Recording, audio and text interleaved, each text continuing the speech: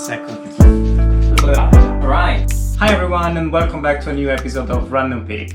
Today's book is titled HARLEMVILLE by British photographer Clare Richardson. Printed in 2010 by Steidl Mac and edited by Michael Mac.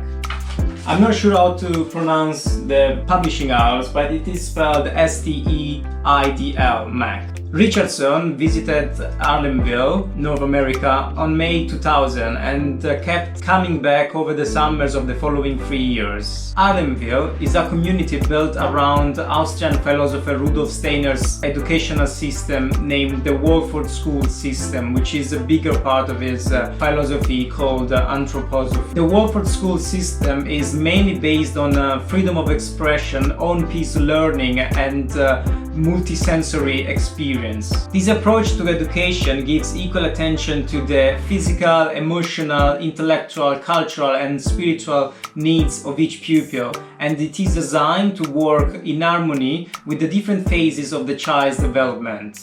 This is a 9 by 11 inches book with a very minimalistic design that quite resembles the packaging of a home scent or perfume. It very well represents the feeling you get by looking at these pictures and perfectly explicit that sense of place and that confident quietness the author talks about in the last page of the book, which also is the only piece of text included. The work turns around a group of kids and their relationship with the wild nature that surrounds the community they live in. It is all about the delicate time of adolescence and the coming of age of a group of young men who have been given freedom of experience and a chance to interact with nature in a way any of us hardly experience anymore. In Richardson's pictures, we assist at a joyful and playful youth that develops upon a sense of community and respect between each other and the surrounding environment. The work is characterized by a very homogeneous layout and not obstructive approach that reveals itself through the color palette, same-size pictures and the choice of presenting each of them on a separate spread. Besides, every image seems to be taken out of a rolling camera, left there to record the kids' experience without any sort of direction or interaction. The main location of the story is a river, playground as well as learning ground where their personalities develop through adult-like activities such as hunting and sheltering. The river is also a magical place from where to escape the ordinary.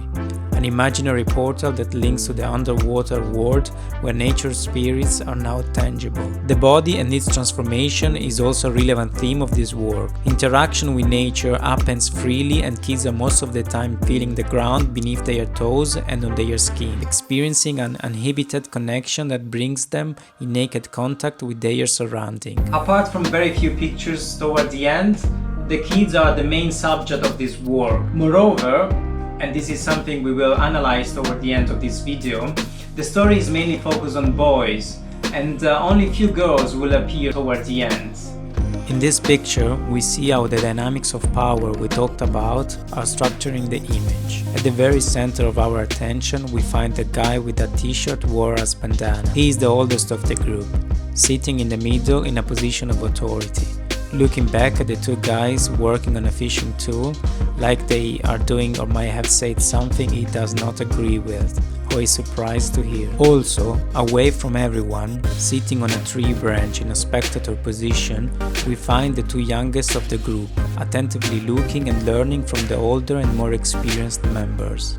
The ritual of initiation is a recurring theme throughout the book, and it is interesting to see how it works as a moment of bond and development within the community, even though they occur in a playful setting. The process of learning key social and life skills naturally happen within the informal frame of the game rather than on a more formal teacher-student dynamic.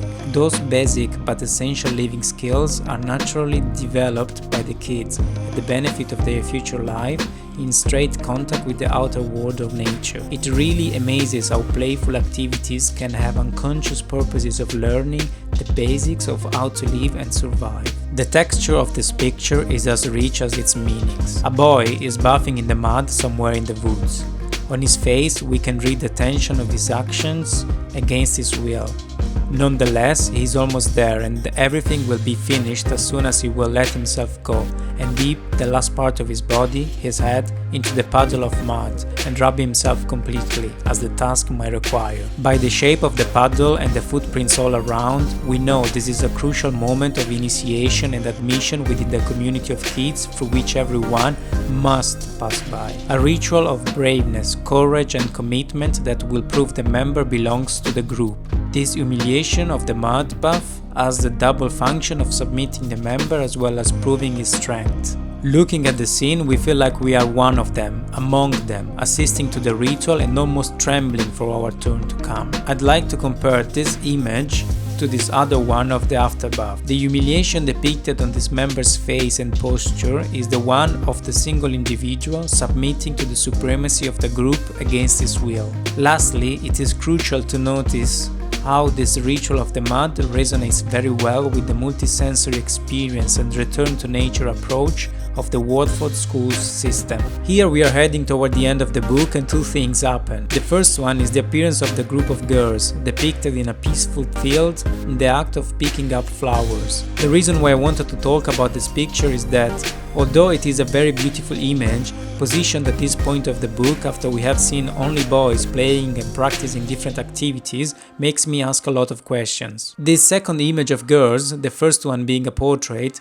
is a very cliché activity of them dedicating their time to what can be called a futile activity. I'm left very curious to know if A. this is part of the educational system of the community, where boys had been specifically directed towards boys' activities and girls towards girls' activities, or B. this is the natural course of events and it says a lot about our gender behaviors, which I doubt so. And finally C. this is either the selective point of view of the photographer or the direction of the editor of the book, consciously or unconsciously presenting the boys and the girls in these debatable circumstances. The second thing happening at the end of the book is in this picture. The girls are coming from a swim and an adult figure is supervising the group. This is the first time an adult appears in the book and this somehow breaks a special atmosphere the photographer had created until now. Why adults appear supervising just the girls' activities but not the boys' ones? And why do they even appear at all at this point? The atmosphere created in this book has the great power of taking the viewer back to his childhood time. A time where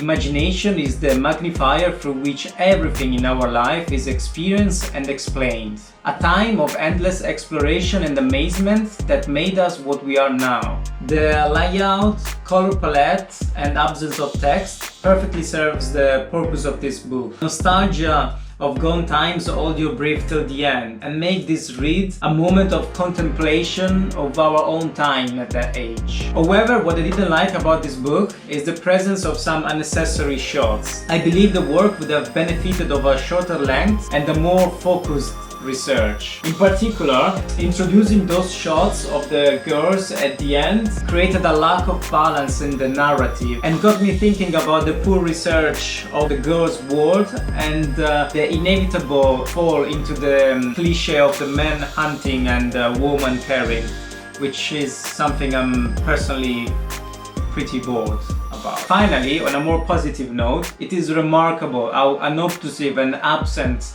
the approach to this work is, allowing the story to feel like it's happening right in front of your eyes, for real. There is much more to say about this beautiful book, but that is it for now.